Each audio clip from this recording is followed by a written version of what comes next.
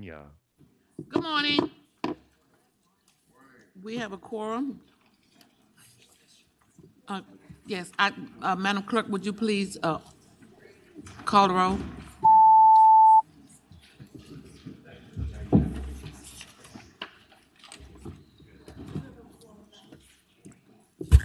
Thank you, Madam Clerk. Good morning. We have 12 bills on our regular calendar and 2 subcommittee reports, so let's get started. I'd ask, well, the clerk has already called the roll, so why don't we start with first block, Senate Bill 711, Senator DeStaff. Is he here? Okay. We see heads on. I see. Okay, I see Senator Head.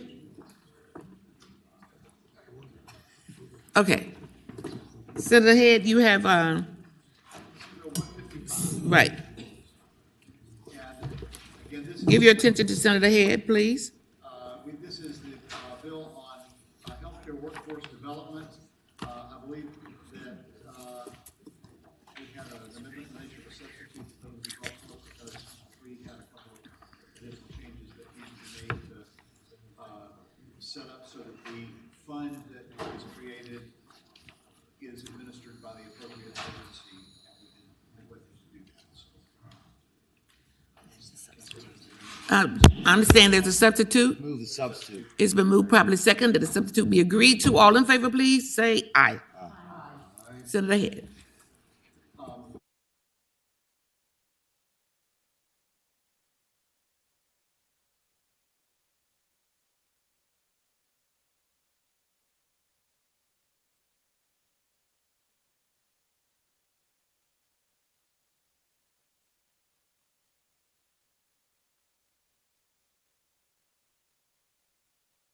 The edits appropriately done, so.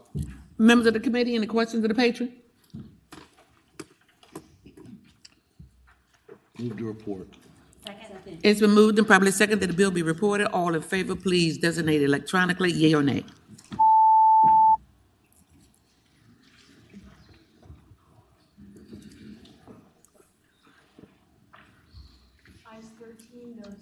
Ayes 13, no 0. The bill will be reported with the substitute. Thank you, Senator Head. We have Senator Rouse next in queue. Good morning, Madam Chair, Good morning. and members of the committee. I'm here to present SB 181, Cardiac Emergency Response Plan.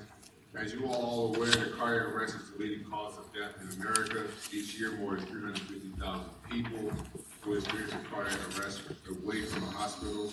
And within seconds, only about 40% of those people will receive immediate help prior to the arrival of emergency responders, and will bring the survival rate down to around 10%. It's estimated that this year in the United States, more than 23,000 under the age of 18 will experience cardiac arrest outside of the hospital, with almost 40% of these cardiac incidents being sports-related. With over 1.2 million students enrolled in Virginia public schools, as well as over 400,000 teachers and staff working in the Virginia school building at any time, it is critically important for each school facility to have a plan in place to address the cardiac emergencies and provide critical care within seconds. This bill is the next step to increasing positive outcomes for our public schools.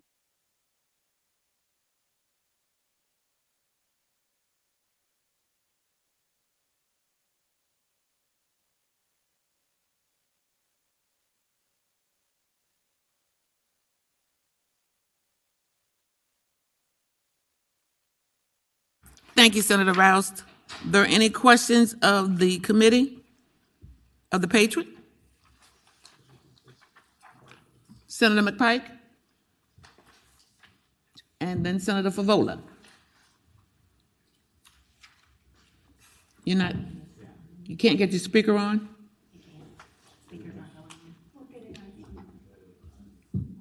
Madam Chair, the question to council would be, how does this section relate to Glennis law that we already had in place that I think Senator Stewart passed 12 years ago? I did some modification. This is a new code section, but we already have some parts in the public education section as well. I just want to know how these two interrelate. We're going to ask staff to respond. Tyler? Madam Chair, Senator McPike, I believe your bill last year required AEDs to be placed in every school and to develop a plan related to the use of AEDs. This is a little bit broader in regards because it's a cardiac emergency response plan, so it's more than just AEDs. So they are separate code sections, but two plans. One's a plan for the use of AEDs and one's for cardiac emergency response. Senator Favola?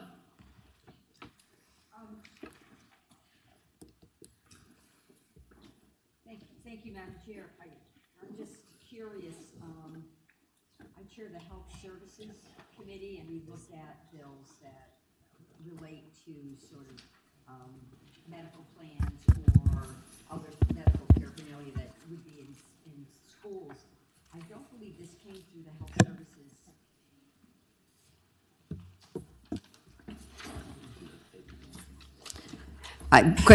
Question to the patron. My apologies. I don't know what's going on. Oh, Madam Chair, Senator Pavola, my memory to this bill, I believe I spoke to this bill prior before this committee in Health and Services as well, and I thought we were referred to Finance.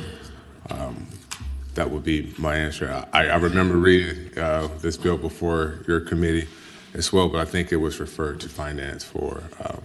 Yeah, the Health Services Committee is a standing committee. It's separate from any of the other So yes, no, committees. not so that committee. This did not go through, but it's a topic that we have discussed. I am comfortable with the bill. If you're ready for a motion, I would move to report the bill. Second. It has been moved and properly second that Senate Bill 181 be reported. All in favor of that motion, please designate electronically, yea or nay.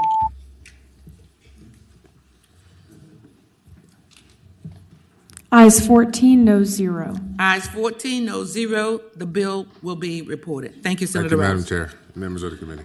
And for those of you who are waiting to have your bills heard, I just want to announce that those who are in queue first is Senator Sturtevant, Senator Rome, and Senator D-Step, in that order. Senator Sturtevant. Good morning, Madam Chair. Good morning.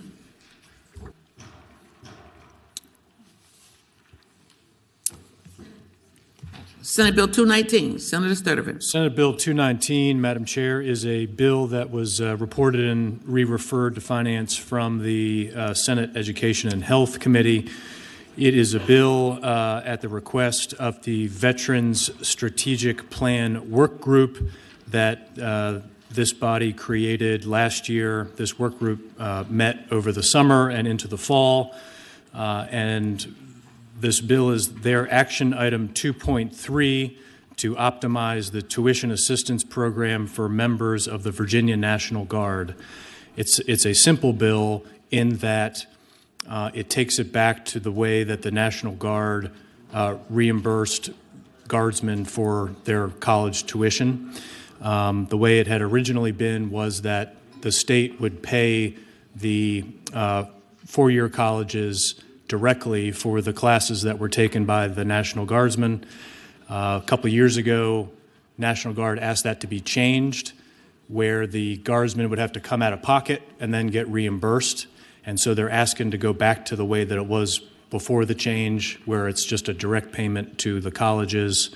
I'm not aware of any opposition, and I don't believe there is a fiscal impact, Madam Chair.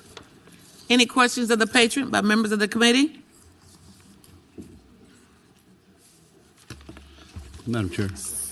Senator Reeves? Just speaking to the bill briefly, this is a big priority for the joint legislative council for the 28 veteran service organizations. Was also voted on by the Board of Veteran Services as one of their top priorities, and it's something we desperately need. The nation as a whole is losing soldiers, sailors, airmen, Marines, officers. The ranks are shrinking. It's a tool in the toolbox that they can utilize to help recruit and retain guardsmen. So I certainly support the bill and we ask favorable on it.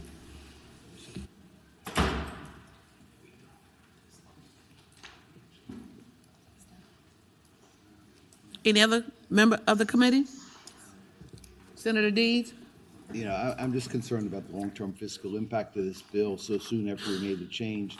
And I think if we carry the bill over, we keep the bill in the rest of the committee for the next year, and we figure out what sort of fiscal impact this is going to have. And I would move to carry the bill over. Second that. It has been moved and seconded that the bill be carried over. That is Senate Bill 219. All in favor of that motion, please say aye. Aye. No, same. I'm sorry, we do need a recorded vote on this one. All in favor of that motion, please vote electronically.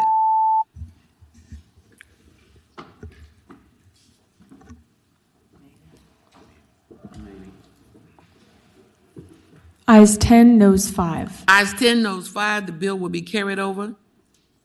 Thank you, Senator Sturtevant. Thank you. Senator Rome? Good morning, Madam Chair, and to the members of the committee here. I've got a couple bills up, and then there's a third that's in the block that I will simply defer action to until the block is called. But Madam Chair, would you like me to bring up SB 318 or 320 first?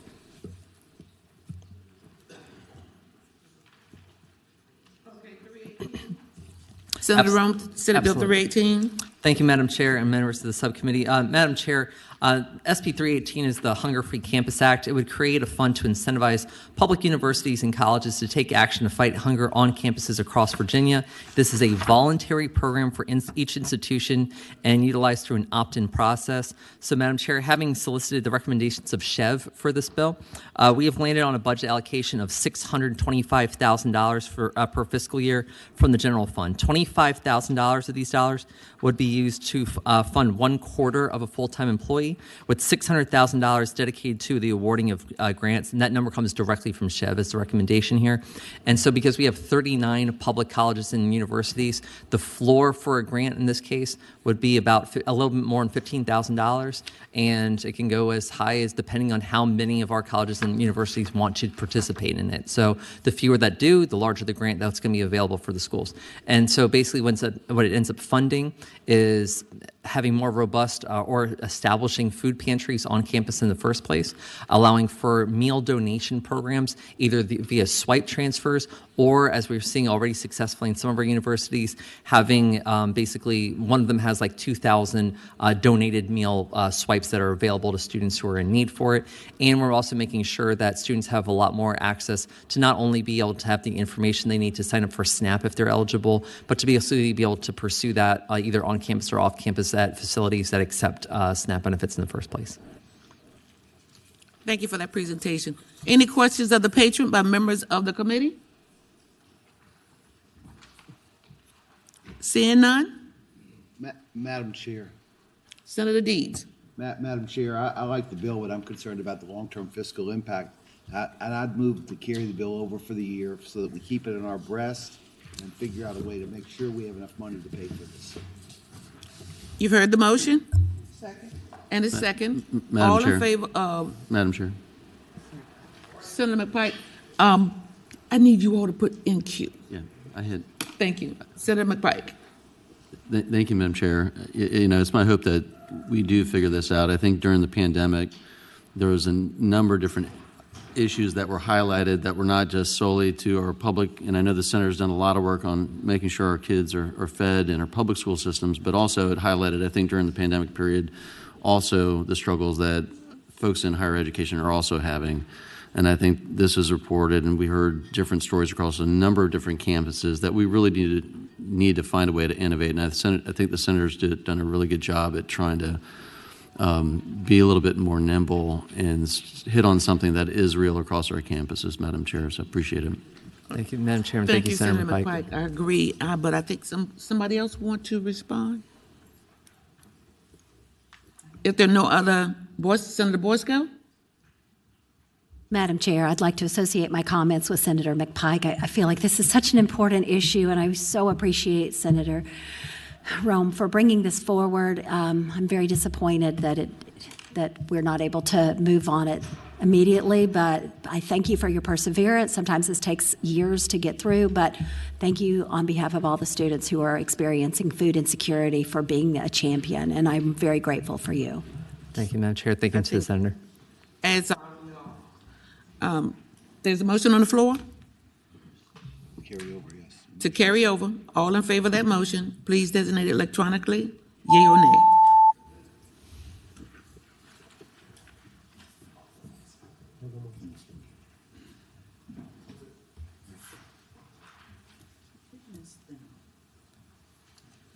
Ayes 12, noes 3. Ayes 12, noes 3. The bill will be carried over, and hopefully we'll be able to find some way to pay for it when we come back next session. I have You have another bill? Yeah, we know. All right. Yes. Thank you. Thank you, Madam Chair, and to the members of the committee. So yesterday, I presented the budget amendment that we needed for SB For Senate Bill 320. For Senate Bill 320. This neutralizes any budget impact, and we wanted to make sure that we are basically having the Department of Health work with outside groups and to make sure that they can identify funding sources that will not generate additional fiscal impact to the Commonwealth. And so we put a delayed enactment on this to make sure that they have the time to be able to do that, so that we are going to be in a posture to not have to worry about long-term funding commitments, as one of the senators mentioned earlier. Yes, you worked it out. So we have an amendment that we need to adopt? Yes. That was to Yes, make sure you. Then I'll move the amendment. It has been moved and probably second that the amendment be agreed to. All in favor of that motion, please say aye. Aye. Okay, I guess we're good. Any other questions of the patron? Entertain a motion? Madam Chair, I'd move the report as amended. Can I get a second? Thank you. It has been moved and properly second that the bill be reported with the amendment. All in favor of that motion, please designate electronically, yea or nay.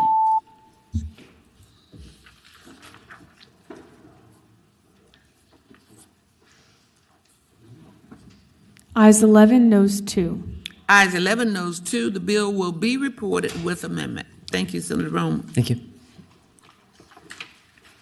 Now, next in queue is Senator DeSteph. Thank you. Madam Chair, how are you today? Doing fine. How about you, sir? It's a beautiful day so far. It is a beautiful day.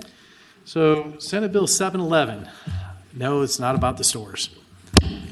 However, what it is about is, and I'll give you a real life example, if a business owner goes into the Commissioner of Revenue and says, hey, I have this problem, and the city auditor or a third party wants to review that information and works with the citizen and the city auditor says without the way that they interpret the law, the city Commissioner of Revenue, the way they interpret the law, even if the business owner authorizes it, they can't release information on that individual's tax information to anybody else at all based on 5813.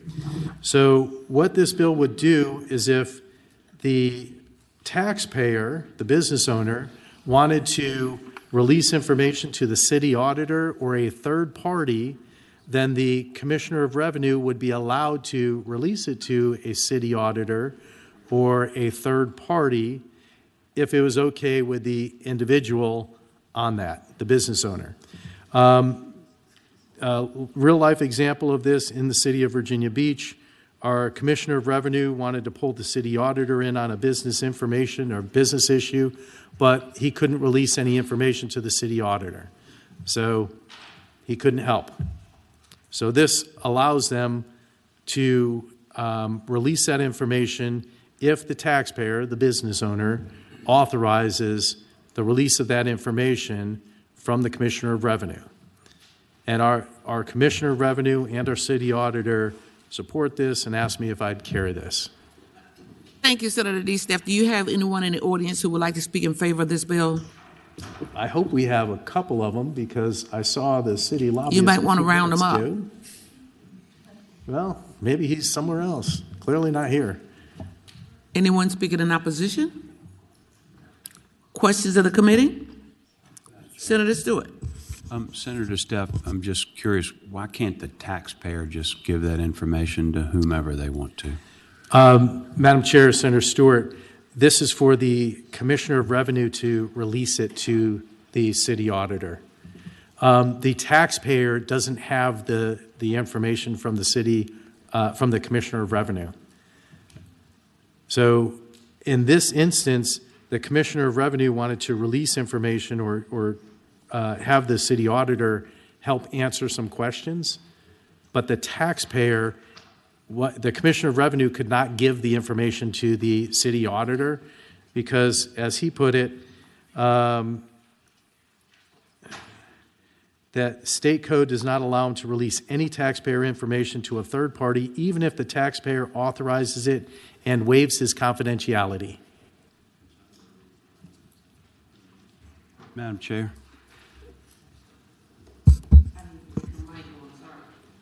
Senator Stewart, and after Senator Stewart is Senator Favola and Senator Deeds, and I'd also like for staff to be able to respond.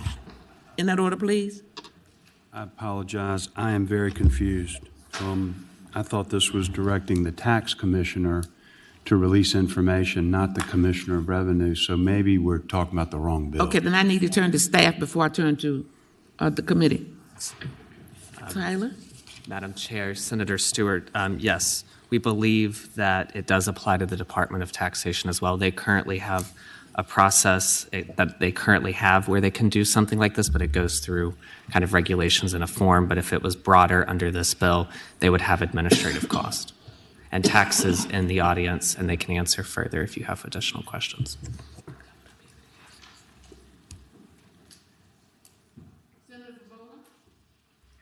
Senator Favola? Thank you, Madam Chair. I guess there are pretty prescriptive rules that the Internal Revenue Service has regarding the information contained in tax forms, how they're released, and how they should be used.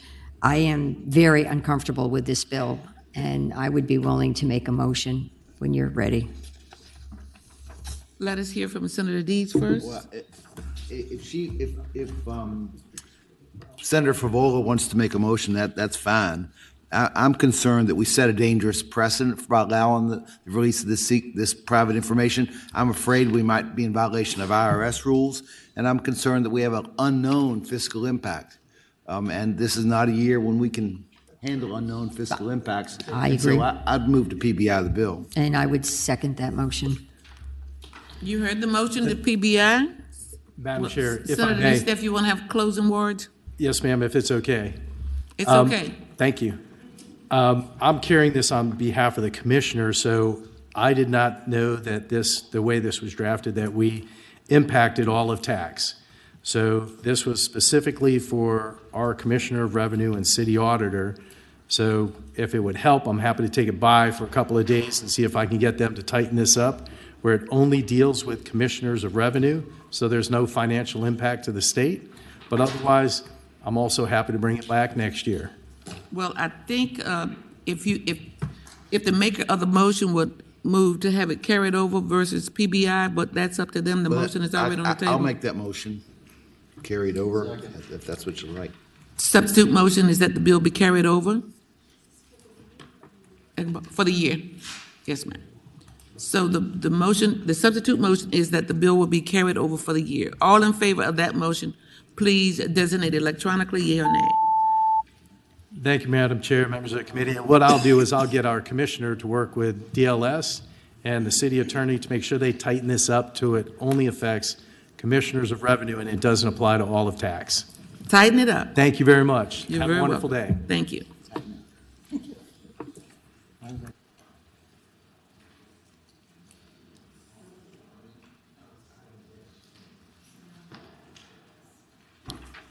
Now that we've completed that section, we have committee member bills, and it looks like in that group, let's start with Senator Hashmi with Senate Bill 229. Thank you, Madam Chair. May I present from here? Yes, Thank please you, Madam do. Chair. Madam Chair, this bill reported out of its first committee, but the Department of Health, Virginia VDH, has offered a substitute, and I have accepted the substitute, and I believe that we have the substitute, staff has substitute. Move the substitute. There's a motion that the substitute be agreed to, and a second. All in favor, please say aye. Substitute is agreed to. Senator Hashmi? Thank you, Madam Chair. So the breakthrough therapies for veterans is veteran suicide prevention was brought to me by Reason for Hope. It's a group that is focused on preventing veteran suicide by examining breakthrough therapies using medications that have been proven to really impact PTSD and depression and have made a difference in many states. And so I think it's really important for us to begin to examine. These medications are microdoses of psychedelics. The research out of Johns Hopkins and other institutions have demonstrated that they have an impact in ways that other treatment programs and protocols have not been able to address suicide and PTSD. VDH's substitute offers that rather than creating the commission immediately, that we have a work group bringing together the Department of Health, Department of Veteran Services, and a variety of other state agencies to set up the commission first and to examine the ways in which this grant program may be administered. And so that is a recommendation of VDH, and that is what I would like to offer as well. Thank you, Senator Hashmi. Any questions of the patron?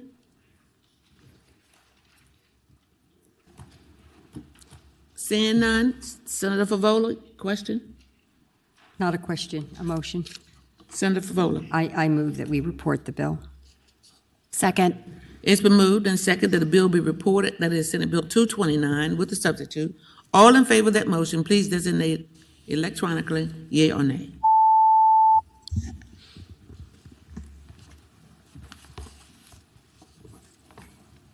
Senator Eben?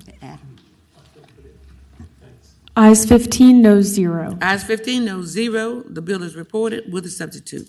Thank you, Senator Hashmi. You have another bill. Thank you, Madam Chair. The next bill is SB 239, and this would enable Virginia to become a signatory member or state of the Licensed Social Work Compact. This enables us to expand our access to social workers, licensed clinical social workers, also allows for portability of our licensed clinical social workers in terms of being able to practice in other states. The council is a compact that's coming through NCSL, and it has received good support in other states. I think this legislation is working its way through 10 or 11 other states. One member is already a signatory to the compact. If Virginia becomes one of the necessary 7, the Social Workers Compact can then go forward. It has an indeterminate fiscal impact. The Department of Health Professions would incur a cost for participation, but there is not a clear indication as to how much that would impact our Department of Health Professions. Also, on our Virginia State Police, they would need to do background checks, but again, it would only have a significant impact if 10,000 or more individuals were participating in getting the background checks. So right now, it is estimated that the work of the background checks can be incorporated in what Virginia State Police already does. Thank you for that explanation, Senator Hashmi. Any questions of the patron?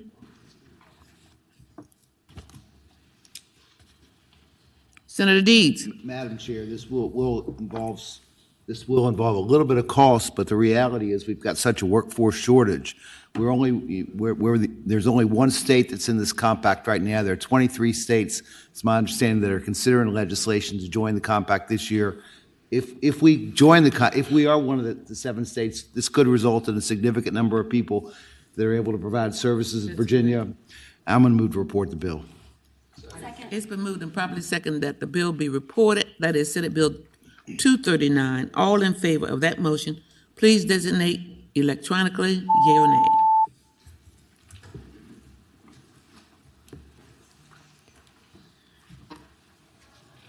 Ayes 10, noes 5. Ayes 10, noes 5. The bill will be reported. Next up, Senator Locke, you have two bills, Senate Bill 22 and Senate Bill 35. Thank you, Madam Chair. Senate Bill 22 authorizes Virginia to become a signatory to the Dentist and Dental Hygienist Compact. This compact permits eligible licensed dentists and dental hygienists to practice in compact participating states if they are licensed in at least one participating states. This compact is pending in 13 states currently. It has already been enacted in 3 states, and it will become effective upon enactment by 7 states. That's what it does. Thank you for that presentation, Senator Locke. Any questions of the patron by members of the committee? Second. It's been moved and seconded that the bill be reported. All in favor of that motion, please designate electronically, yea or nay.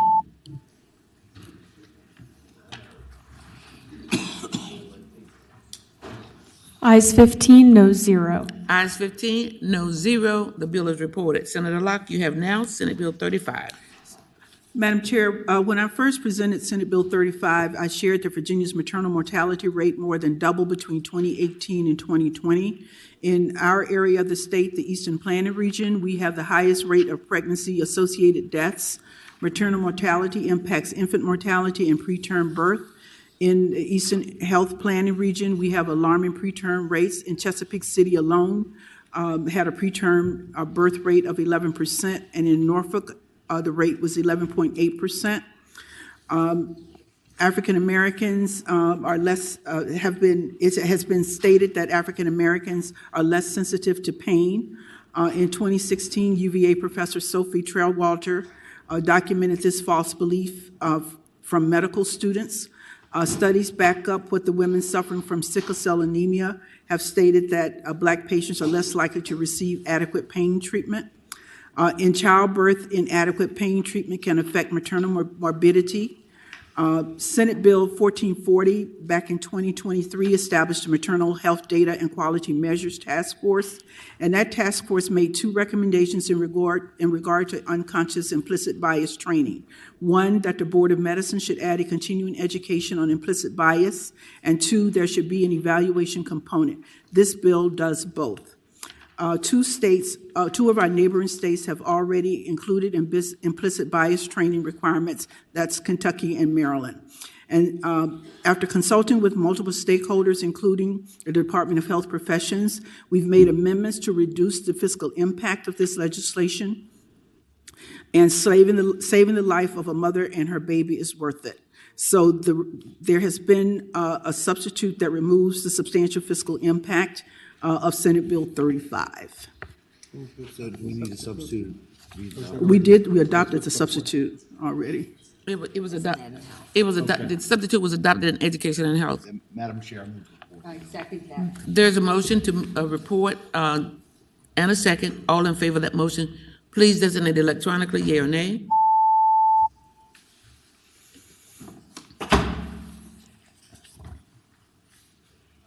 Ayes 15, no 0. Ayes 15, no 0. The bill will be reported. That's Senate Bill 35. Next in this block is Senate Bill 709, and that bill is Senator Openshain. Madam Chair, Senate Bill 709, it deals with tax collections and specific instance involving a change in the method of retailers being assessed their taxes. Situation is like this. Prior to a change in 2017, retailers who were also contractors there were different rules, and they would have their customers pay retail sales and use tax.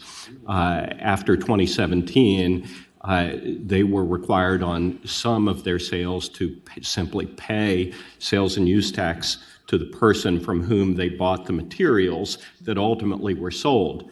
A company wound up paying about $600,000 in sales and use taxes, and tax concluded that you collected it from your customers. You should have paid it to your vendors instead.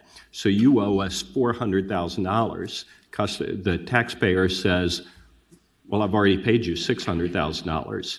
They say, tough luck. Pay us $400,000 on top of the $600,000 that you wrongfully paid. We're not giving you a credit. So what this bill does is simply provides that that taxpayer gets the credit for the erroneous payment that they made. It says that it has an indeterminate fiscal impact. However, it is indeterminate because the state of Virginia is holding on to money that really should go back to that taxpayer. And I don't believe that this is a situation that is encountered widely, but it's just unjust. And that taxpayer should get their credit for the amount that they've paid. So there are some technical amendments to limit this to sales and use tax, and I would ask council to report the technical amendments. I'd like to turn to our staff first. Tyler? Yes, Madam Chair. Senator Obenstein is correct. There are some technical amendments pointed out by tax. Those would ensure that you wouldn't be diverting withholding tax to pay for the sales and use tax that was owed, and creating issues there for taxpayers. And Stephen has those technical amendments. Okay, council is going to report those technical amendments. Thank you, Madam Chair. I think the technical amendments are described on line 40, have been described already. On line 44, after for any tax payment, we change that to any retail sales or use tax payment, and then the others are just corresponding with that update specific to retail sales and use tax. Anyone from tax who could come forward and explain further? Thank you. Good morning, Madam Chair. Anna Duncan with the Tax Department. Good morning.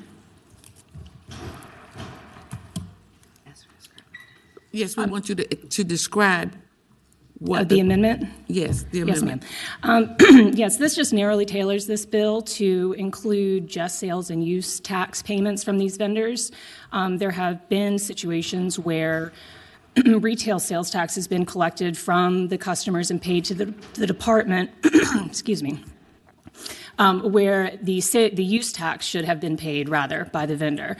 And this creates a situation where the department has sales tax that is a trust tax that is truly owned by the customer from the original transaction.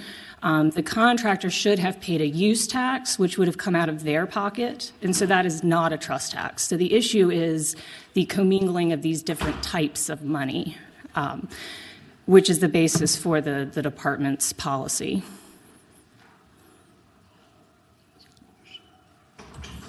I think we have questions. Not sure that it's altogether clear. Senator Deeds and Senator Favola. Yes, ma'am. I apologize. I didn't catch your name. But you heard Senator Obenstein. Do you have any idea how many people you're talking about would be caught up in this sort of problem?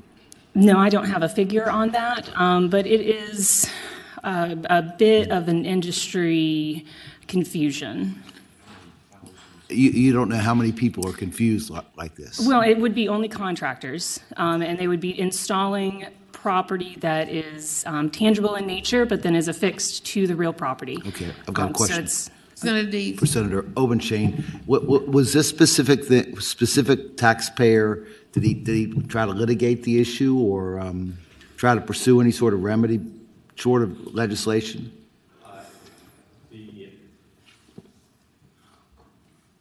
The taxpayer who brought it to my attention is not involved in litigation. I think that the taxpayer is I think, about to be assessed, but my understanding is there's no means for them to get that money back. So I don't think there's any basis, as I understand it, for litigation. This just is, and it's unfixable. I mean, the amounts have been charged, the tax has been paid. This could involve hundreds or thousands of customers, not hundreds or thousands of taxpayers. So, and it's potentially devastating to a business that's getting assessed, $500,000 on top of $600,000 or $700,000 already paid. Senator Deeds, I want to go back to staff to clarify, then I want to come back to you, and then Senator Favola, if you don't mind. That's fine. Madam Chair, and Anna can correct me if I'm wrong, but essentially I think in 2017 the law changed, and so dealers incorrectly charging the sales tax to customers when the dealer should have paid the use tax are required by current law to refund customers the incorrectly charged tax and pay the correct use tax. How do they do that? That's correct. That is correct. Senator Deeds. I wondered for Senator Obenchain, if this is not a problem that he's seen in other circumstances, wouldn't a claims bill be more appropriate for this taxpayer? Oh, that's an idea. I think that there probably are, there may be other taxpayers out there with similar situations. They may not have been audited yet. I think we ought to fix this so that, we've got a tax situation involving a lot of unfairness in City of Richmond. This is just one at the state level that I'm not suggesting that tax is doing anything wrong, but it's an opportunity to prevent this kind of unjust treatment of a taxpayer that just is built into the law. Senator Deeds. No, that was my question. Senator Favola. Thank you, Madam Chair. Why can't the department issue a regulation to clarify our current law, which I believe might address where Senator Obenchain is coming from? We do have Madam Chair, we do have refund guidelines addressing this issue, and it would require that the customer request the refund or that the vendor show that it has paid the sales tax collected on that transaction back to its original customer. So, Madam Chair? I'm going to go back to Senator Obenchain because it's my understanding that he did do that. So here's what would have to happen. So a taxpayer who is in that situation would have to go to all of his customers that he sold this fencing to or whatever it is and say, you can go to the Department of Tax and request a refund and then pay it back to me once you get it. That sounds... And it's never going to happen. Never going to happen. Senator McPike is in queue, but I want to go back to staff first. Oh, tax. Madam Chair. Could you repeat your name again for the... Yeah, Anna Duncombe. And Duncombe. Yes. The refund would need to go to the customer because that tax is property, that money is from the customer. That's the way that retail sales tax works. The use tax is supposed to come from the contractor itself, and so the nature of the money is different. So if they were to get a refund from the department for the sales tax that was erroneously collected and paid, the customer would not need to pay it to the contractor. So the contractor... Senator Obenchain. Just money out. Sounds bad. Senator McPike. Thank you, Madam Chair. I guess a question to the patron. Is the bill still read a limiting period between 2017 and this year, correct? It does. And so my overall arching question is, if this is a need of a longer-term fix, why the date parameters? I mean, it's clearly that you're intending, Madam Chair, to fix the one person's issue. However, if it's an ongoing issue, which it seems to be, I'd be happy to remove that limit. I think that that companies are going to get caught for taxes collected during that time period because of the 2017 tax change. I think that's the risk in an audit, most likely, but I'd be happy to remove it.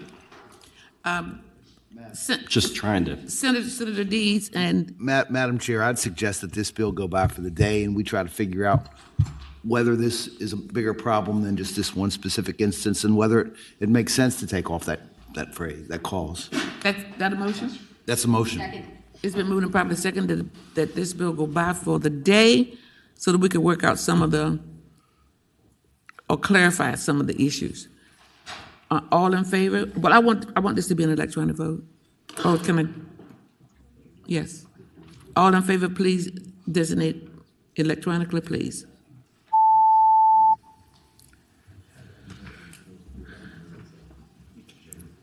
Ayes 15, no 0. Ayes 15, no 0. We probably didn't need to do it electronic. Now we have Senator Pillion. Yes, ma'am. You are the last member in this block before we go to the reports. Madam Chair, there should be some amendments before the committee. These amendments are a product of the collaboration between DEQ and some of the stakeholders to clarify the language. Okay, we have an amendment that we need to have agreed to. Can I get a motion? It's been moved and second that the amendment be agreed to. All in favor say aye. Okay, amendment is agreed to. Senator Pillion? Thank you, Madam Chair. This bill transfers the Office of Farmland Preservation its powers and duties to reporting requirements to the Department of Forestry. It basically streamlines the two departments together to make it more efficient. The budget amendments that are in consideration of the committee and the committee of the bill transfer the Virginia Farmland Preservation Fund and its balance to the VDOF, transfer the Virginia Agriculture Vitality Fund and its balance to VDOF, and transfer the operating support of the FTE position from VDAX to VDOF, and that's the bill. Any questions of the patron? Move to report. There's a motion and a second that the bill be reported. All in favor, please say aye. Madam Chair. No, I'm sorry, electronic. Vote electronically, please. Madam Chair, was there an amendment adopted? Yes. Okay, thank you.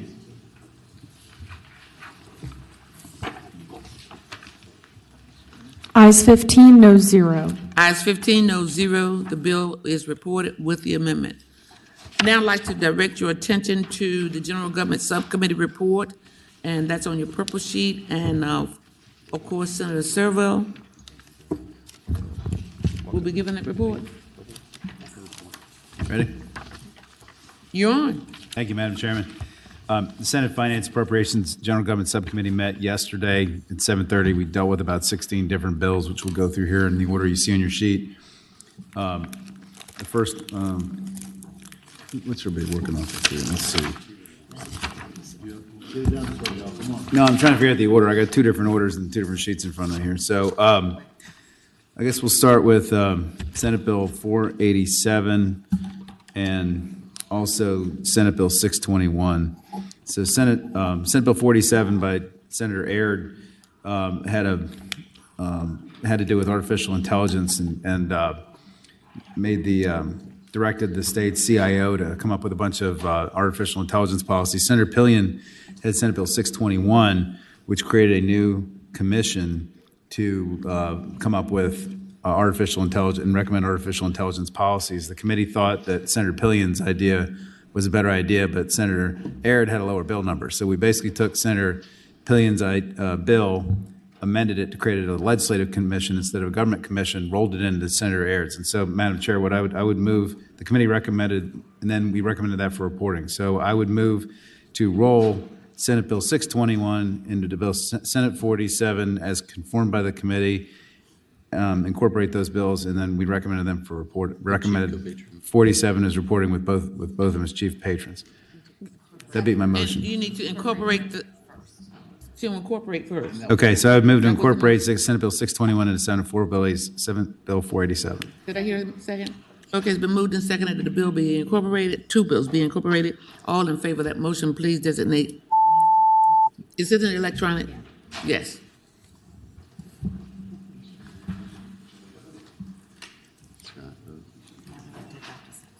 Ayes 15, no 0. Ayes 15, no 0. The bills have been incorporated. Now we need a motion to pass. Madam Chairman, I would adopt the substitute. Yeah, we need to adopt the substitute of the new bill that we proposed. I'd so move. Second. Okay, I'm looking at my paper and I looked at the wrong line. Okay, the motion is that we already incorporated, that we adopt the substitute. All in favor of that motion, please designate electronically. No, say aye. Aye.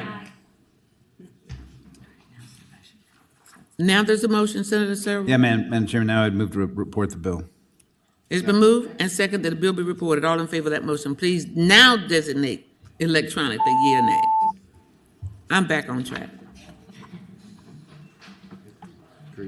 Senator Serval. Thank you, Madam Chairman. I think that gets us to Senate Bill 536 by Senator Bagby. Did we report that? Ayes 14, no zero. Ayes 14, no zero, and the bill will be reported with a substitute. Senator Serval. Thank you, Madam Chairman. This is Senate Bill 536 by Senator Bagby is the next one on our calendar. This one proposes to extend a policy that was adopted during the pandemic relating to overpaid unemployment benefits.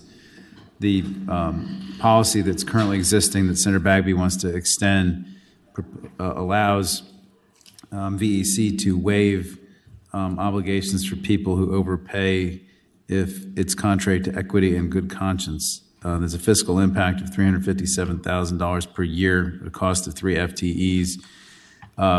We had concern as to whether or not about cost. We recommended to report the bill and add the clause. So, Madam Chairman, first of all, I'd move to add the clause to the bill. There's a motion to add the clause. All in favor, please say aye. Aye. No, it's the same right. Senator Serval. Thank you, Madam Chairman. And now I'd move to report the bill with the clause, and we're going to figure out this fiscal impact as we go. Madam Chairman? Senator McDougal. I thought we heard at the beginning we were going to not do the clause this year. Is that a policy change? I thought that was your directive to us early on. Senator Serval, I did a moonwalk. You did a what?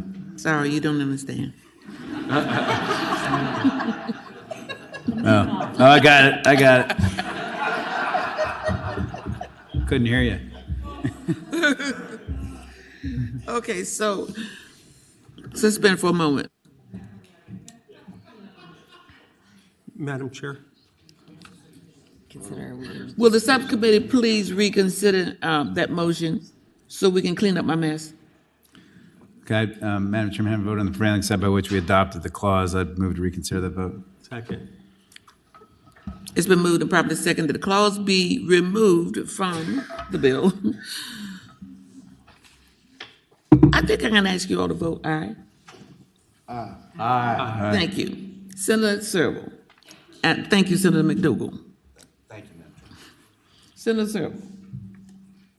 Okay, Madam Chairman, I guess then we'd move to report the bill. Without the clause. I guess so. I'm not clear what the policy is if we're worried about funding it. That was the policy. We just cleaned up my mess.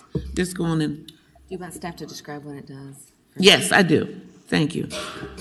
Senator Lucas, Senator Serval, I believe that staff can work with the Virginia Employment Commission to resolve the issue with the fiscal impact. Got that, Senator Serval? If it's the will of the committee. Okay. It's fine. We got a couple other bills with clauses, I think. But didn't finish with the motion? Why don't we pass this one by? Why don't we pass this by for the day?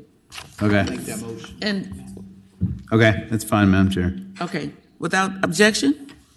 Senator McDougal? Thank you. Okay, the next, Senator Serval. the next on the docket is Senate Bill 542 by Senator Bagby. This is another unemployment insurance bill. Basically, it amends the Unemployment Compensation Act, labor dispute disqualification to provide that a lockout by an employer is not a labor dispute, and that lockdown employees who are otherwise eligible for benefits shall receive it unless certain criteria are met. Committee discussed this. Lockouts are extremely rare in Virginia, and we didn't think it would be a big fiscal impact. We recommended the bill. The subcommittee voted to recommended reporting the bill 4-1. And I would move to report the bill. Second. Been moved and properly seconded that the bill be reported. All in favor of that motion to Senate Bill 542, please designate electronically. Yea or nay?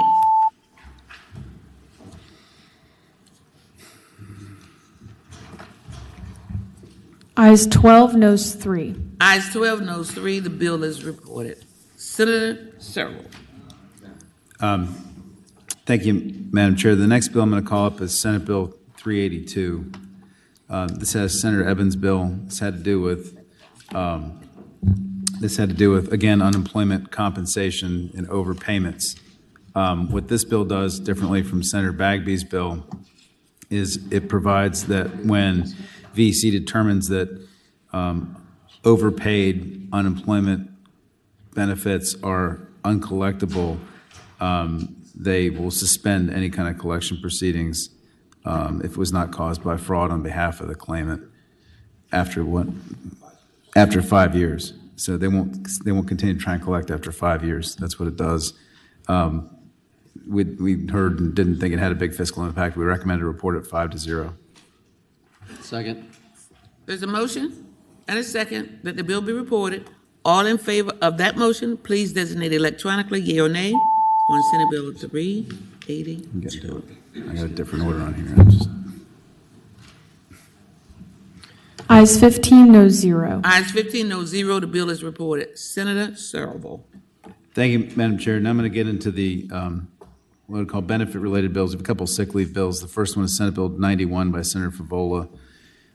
This one had to do with, Senator Favola can explain if she like, but it has to do with employers that provide sick leave. This required employers to provide sick leave to home health care workers to provide agency-directed Medicaid services. Senator Favola had this bill last year as well. You might remember it from last year. It has a $14 million general fund impact, and it has a non-general fund impact due to matching. But we were concerned about the budget impact in light of our limited funds this year, Madam Chair, and we recommend the bill be carried over 5-0. And I would so move. Before I carry the motion, I see Senator Favola's finger. Just one clarification. The bill last year was for, or 2 years ago was for consumer directed. This is actually my first year of carrying this for agency directed. Okay. And these would be agencies that are contracted under our Medicaid plan. So I just wanted to make that clarification. Thank you, Senator Favola. There's a motion on the floor? Yeah, carry it over. To carry over. All in favor of that motion, please designate it electronically.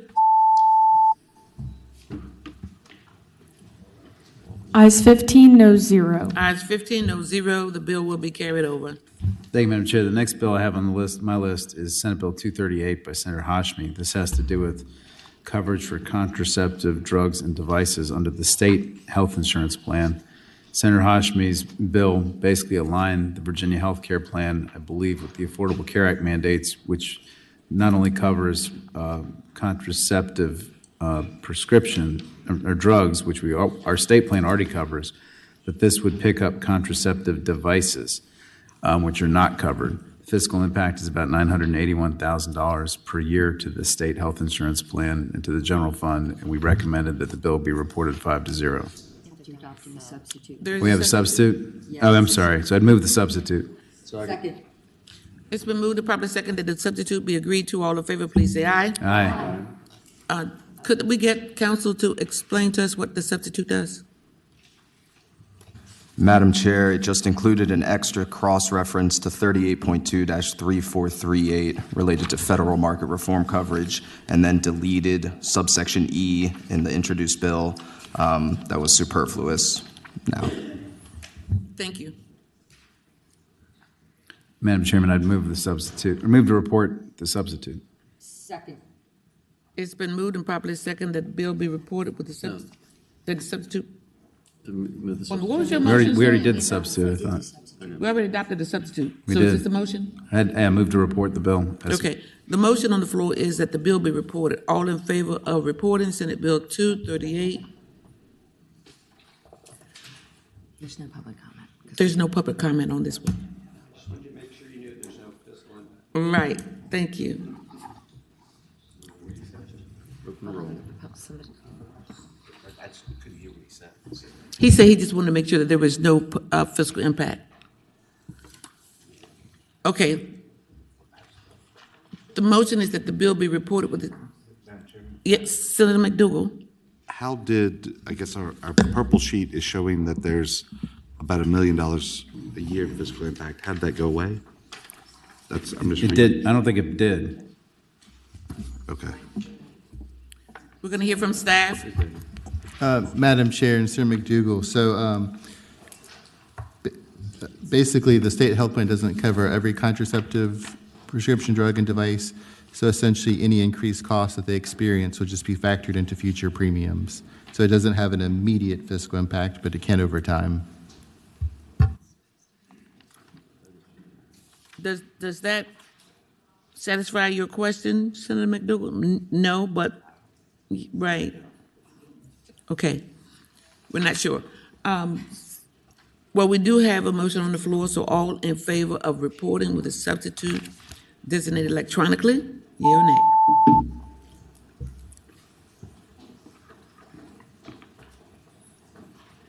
Ayes 10, noes 5. Ayes 10, noes 5. Senate Bill 238 will be reported with a substitute. Senator Searle. Thank you, Madam Chair. Senate Bill 593 is the next one I have on my list, which is Senator McPike's bill, which has to do with workers' compensation benefits. Senator McPike's bill wants us to extend benefits to 4 years for PTSD and to 2 years for other work-related depression or anxiety. And it will increase the cost for workers' compensation premiums by state agencies. We didn't have an exact expense because Senator McPike also brought a substitute which extended it further, I think, than the bill that passed from the Commerce and Labor Committee. And in light of not knowing exactly what the impact was, the committee moved to amend the bill to add the clause to it and then report it 5-0. Madam Chair, in light of the proposed amendment, I would move that the bill go by for the day.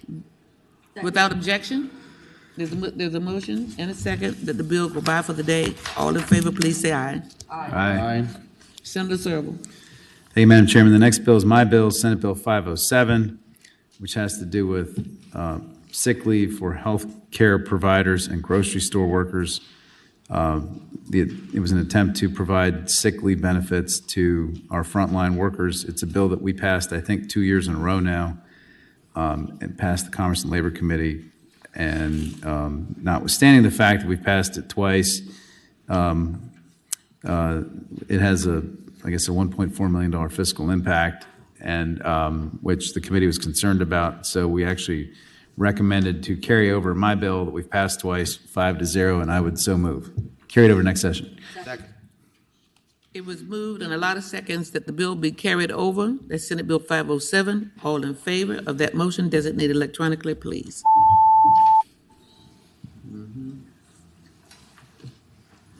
Ayes 15, noes 0. Ayes 15, noes 0. The bill will be carried over. Senator Searle.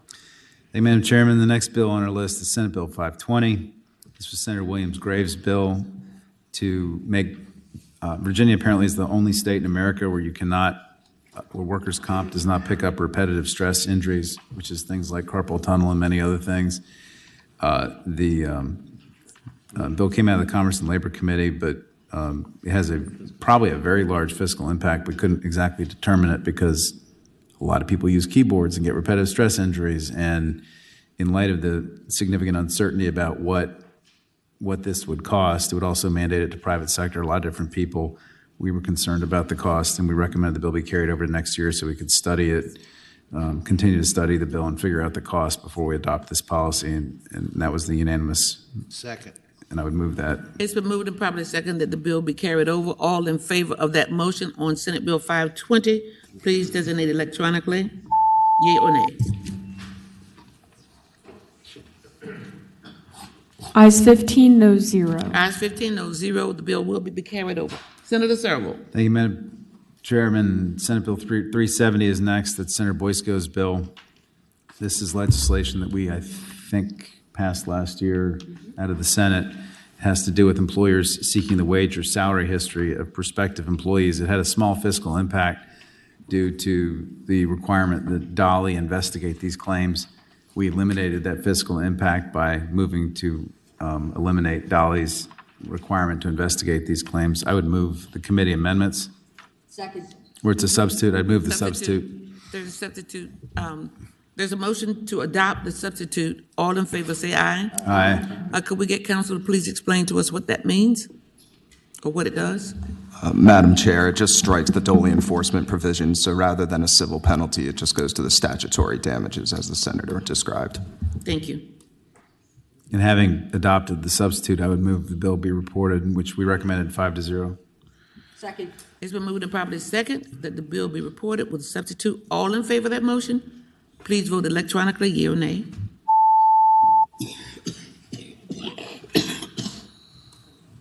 Ayes 10, noes 5. Ayes 10, noes 5. The bill will be reported with a substitute.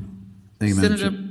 Silver, it appears you have a couple more. Yep, just a couple more. We had 16. So the next one is Senate Bill 377, which is another bill by Senator Boysko. This has to do with the personal use of campaign funds, which is legislation I think we've previously passed as well. The fiscal impact from this solely relates to a Woodrum impact because it adds a Class 5 felony for certain kinds of egregious violations, which are never going to happen. And we thought that was the Woodrum impact was not a big deal, and I would move. We recommended reporting the bill 5-0. I would so move. Second. It's been moved and properly seconded that the bill be reported. All in favor of that motion, please designate electronically. Yea or nay? Thank you. Ayes 14, noes 0. Ayes 14, noes 0. The bill will be reported. Thank you. Senator Servo, you're almost done. I'm getting there. Thank you, Madam Chairman. The next bill was Senate Bill 473, by Senator Hackworth, which I can explain if anybody wants me to, but he asked the bill be stricken, and I would so move. Second. Very plain and quick and clear. There's a motion that the bill be stricken by the request of the patron. All in favor of that motion, designate electronically.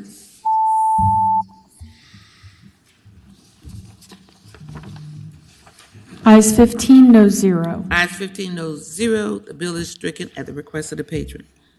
Senator Serval, I see you saved, you got two more bills. Three more. Three more. Thank you, Madam Chairman. Senate, you gave us a lot of work to do. Senate Bill 623, Madam Chairman, which is your bill, which has to do with collective bargaining by firefighters and emergency medical workers. It would basically require a locality to collectively bargain with a local some firefighters and EMTs if they had a collective bargaining unit and insisted on that. There was concern about the bill the way it's written because it would allow the collective bargaining, I think, of VRS benefits, which are statutorily determined and can't be determined on an individual unit-by-unit basis like that. There was also concern about there's a board that would have to mediate disputes, which wasn't clear how that funding would be determined. With the utmost regret and abject subservience to you, Madam Chairman, we recommended it be carried over for the year to figure out the details as you continue to fight hard to get this policy accomplished as you articulated. I do intend to do exactly that. I will come back year after year after year, and you did not include the budget language, did you? I'm sorry. So, yeah, we recommended to carry it over with language in the budget to evaluate the policy during the interim so we can come up with a good policy for next session that deals with the concerns we have. And I would so move. It makes me feel a little bit better that you said that. There's a motion and a second that the bill be carried over with the budget language and with the hope that we're getting closer and closer to seeing this bill come to passage. All in favor of that motion, please designate electronically. Yea or nay?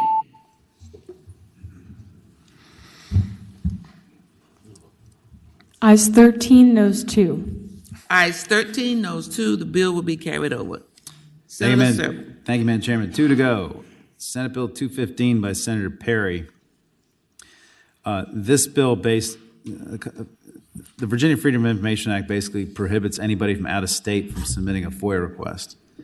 And this bill creates a small exception to that, which says that a crime victim or an attorney representing a crime victim who lives out of state can submit that FOIA request. There's been some out-of-state crime victims, like for stalking and rape and other things, that can't get records from the crime for which they were a victim. Our view was that it affects a very tiny, small set of people. The fiscal impact is probably minuscule on the state, and we recommended it be reported 5-0. I so move. Second. There's a motion and a second that the bill be reported. All in favor of that motion, please designate electronically, yea or nay.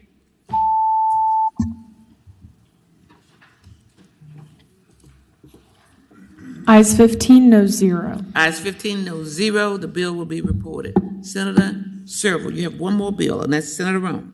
Last one, Senator Rome, Senate Bill 324, who's present here in case I don't get this right. But this bill has to do with amending the costs charged for FOIA requests. And Senator Rome, I think, is on her think she's been trying to get this done for 7 years, and this was like her, I think, third or fourth version this session to try to reach a compromise on this. The meat of the bill creates a structure for a certain amount of free time, a raise on the hourly rate that can be charged, some other things. It also has an enactment clause on the end directing the FOIA Commission to figure this out over the next 12 months. The committee was concerned about the fiscal impact on the entire state and also on localities, given we're raising the hourly rate and the number of requests that have been coming in some places. And we recommended, and the bill as it came out of the Gen Laws Committee also had a 1-year sunset on the changes. So the law would revert to the old law after the 1 year. There was some concern about that being a practice or a policy. So what the committee recommended was adding a reenactment clause to the statutory changes, but leaving the study intact so the FOIA Commission would figure out a new policy going forward. And so I'd move to add is it a substitute? No, just amendments. I'd move the amendments that the committee recommended. Second. I'm unmute myself. It has been moved and properly second that the bill be carried over. No, amendments. Adopt the amendment. I'm one line ahead of myself. All in favor of that motion, please say aye. Aye. Senator Servo? Now I'd move the bill be reported as amended. Second. It's been moved and properly second that the bill be reported as amended. All in favor of that motion, please designate electronically.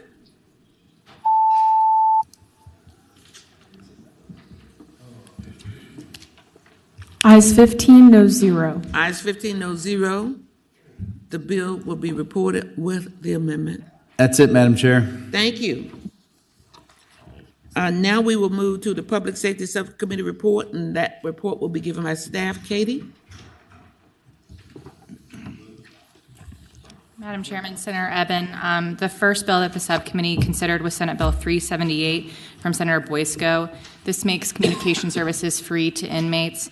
Just due to fiscal constraints, the subcommittee recommended continuing the bill 6 yes, 0 no.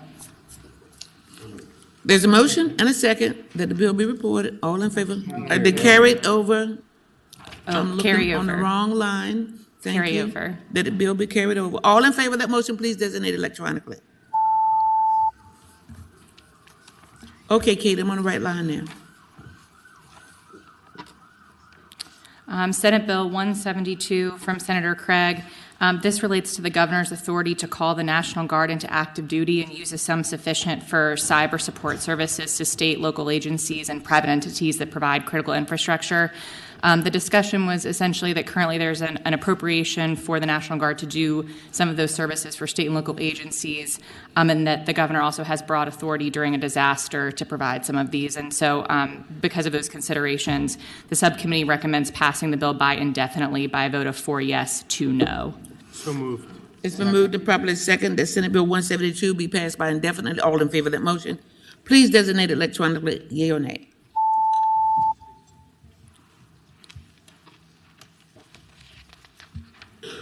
Ayes 10, noes 5. Ayes 10, noes 5. The bill will be passed by indefinitely. Katie? The next bill considered was Senate Bill 2 from Senator Deeds. This relates to an assault firearms ban. There are technical amendments that the subcommittee first adopting. I move the amendments. It's been moved properly seconded that the amendment be adopted. All in favor, please say aye. Aye. I believe the committee also recommended reporting after the amendments. Okay. So moved. Second. It's been moved and properly seconded that the bill be reported as amended. All in favor of that motion, please designate electronically. Thank you. The next Ayes bill, 10, noes 5. Ayes 10, noes 5. The bill is reported. The next bill is Senate Bill 442, Senator Durant. This establishes a felony related to computer trespassing violations against elementary or secondary schools or school boards. There actually is no fiscal impact for this bill, so the subcommittee recommends reporting by a vote of 6 yes, 0 no. Motion? Move to report. It's been moved and properly seconded that Senate Bill 442 be reported. All in favor of that motion, please designate electronically.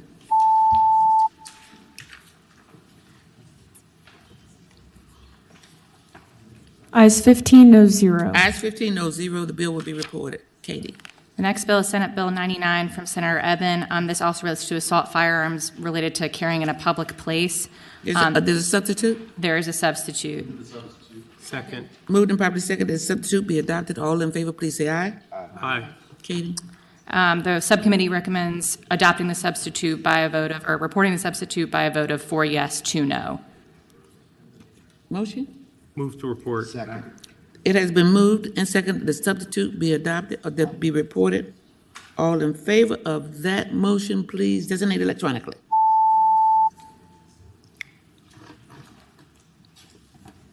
Ayes 10, noes 5. Ayes 10, noes 5, the bill will be reported with the substitute. Senate Bill 100, also from Senator Eben.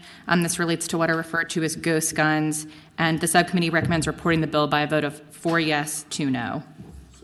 It's been moved and properly seconded that the bill be reported. All in favor of that motion, please designate electronically.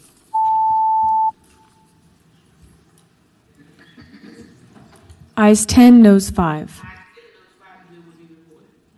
The next bill is Senate Bill 363 from Senator Eben. This relates to firearms that have been removed or altered to remove the serial number, and the subcommittee recommends reporting the bill by a vote of 4 yes, 2 no.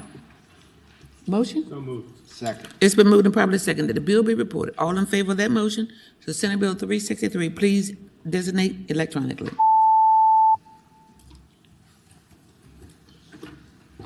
Ayes 10, noes 5. Ayes 10, noes 5, the bill will be reported. The next bill is Senate Bill 631 from Senator French. This relates to the Department of Military Affairs facilitating and coordinating efforts to make sure National Guard members know about the state-sponsored group term life insurance program. The subcommittee discussed that the National Guard or the Department of Military Affairs already has the authority to do this in code. So the recommendation is to continue the bill and to have budget language that accomplishes a similar goal, and that was recommended by a vote of 6 yes, 0 no. So moved. It's been moved and properly seconded that the bill be carried over. That is Senate Bill 631. All in favor of that motion, please designate electronically. Yea or nay? Ayes 15, noes 0. Ayes 15, no 0. The bill will be carried over. The next bill is Senate Bill 145 from Senator Head. There's a substitute. Move for the substitute. Second. It's been moved and seconded that the substitute be agreed to. All in favor say aye. The substitute authorizes special conservators of the peace to possess simultaneous registration as an armed security guard, and the subcommittee recommends reporting the amended bill by a vote of 5 yes, 0 no. So moved. It's been moved and seconded that the bill be reported with the substitute. All in favor, please designate electronically. Yea or nay?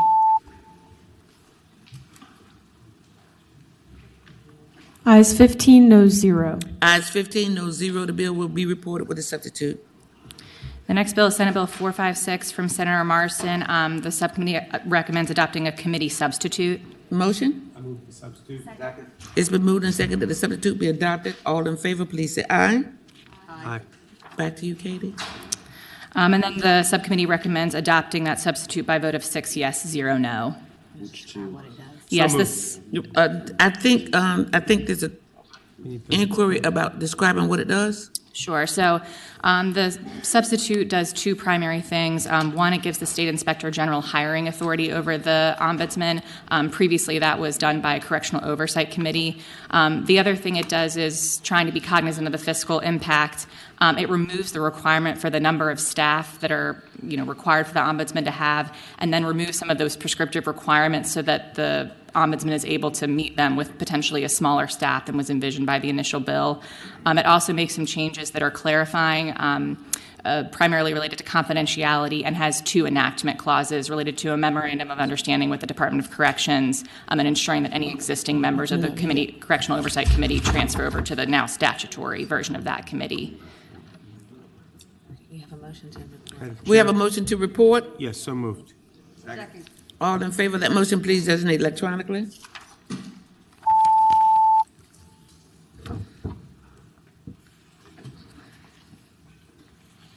Ayes 13, noes 2. Ayes 13, noes 2. The bill will be reported with a substitute. Suspend for a second, please. The next bill is Senate Bill 41 from Senator Peake. This would provide that jails be compensated for state responsible inmates at the actual cost of incarceration. Discussion centered around basically uncertainty over how you interpret the actual cost of an inmate. And the subcommittee also noted that we've provided increases for state responsible and local responsible inmate per diems over the past 2 fiscal years. With that, the subcommittee recommended passing the bill by indefinitely by a vote of 5 yes, 0 no. Second.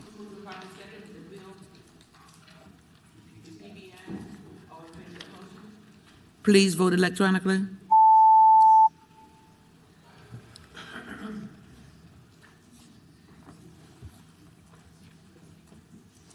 Ayes 10, noes 5. Ayes 10, noes 5. The bill will be passed by indefinitely. Now we have Senate Bill 210. Yeah, Senate Bill 210 from Senator Perry. This establishes a Class 6 felony for sale, possession, and other activities related to auto sears, which converts semi-automatic firearms into firearms that can automatically fire multiple shots. The subcommittee recommends reporting the bill by a vote of 5 yes, 1 no. There's a motion? So moved. Been moved and seconded that the bill be reported. All in favor of that motion designated electronically.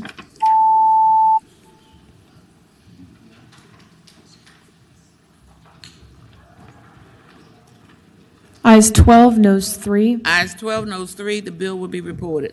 Now we have Senate Bill 648. Yes, from Senator Perry, and the subcommittee recommends continuing the bill while the subcommittee can look into alternative options to meet some of these needs in the interim. And that was recommended to carry the bill over by a vote of 6 yes, 0 no. It's been moved and seconded that the bill be carried over. All in favor of that motion designated electronically.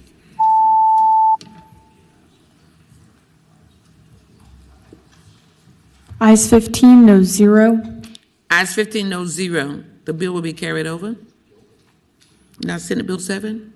From Senator Reeves, this bill adds ethnicity to the prohibitions and penalties related to discrimination and hate crimes, and the subcommittee recommends reporting the bill by a vote of 6 yes, 0 no. Madam Chair. Senator McPike. Thank you, Madam Chair. I respectfully request that bill, Senate Bill 7, go by for the day, just for some follow-up questions on impacts. Without objection, the bill will go by for the day. That's Senate Bill 7. Senate Bill 384. Senate Bill 384 is from Senator Sturtevant. This relates to human smuggling penalties, and the subcommittee recommends reporting the bill by a vote of 6 yes, 0 no. Senator McPike. Thank you, Madam Chair. And again, also respectfully request this one go by for the day, just for some follow-up questions on it. Appreciate it, Madam Chair. Without objection, the bill will go by for the day. Senate Bill 273. This bill relates to a waiting period for the purchase of a firearm 5 days after the prospective purchaser fills out a consent form with the firearms dealer, and the subcommittee recommends reporting the bill by a vote of 4 yes, 2 no. So moved. Been moved and seconded that the bill be reported. All in favor, please designate electronically yea or nay.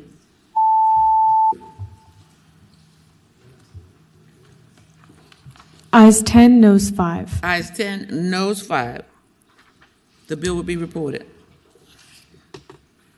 The final bill considered by the subcommittee was Senate Bill 522 from Senator Williams Graves. This relates to demonstrating competence when you purchase a firearm, and the subcommittee recommends reporting the bill by a vote of 4 yes, 2 no. So moved. Second. It's been moved and properly second that Senate Bill 522 be reported. All in favor, please designate electronically.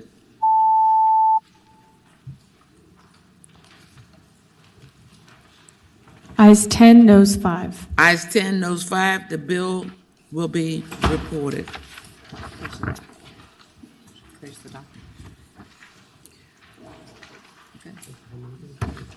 Oh my goodness, we are done. There being no further business, the committee will rise.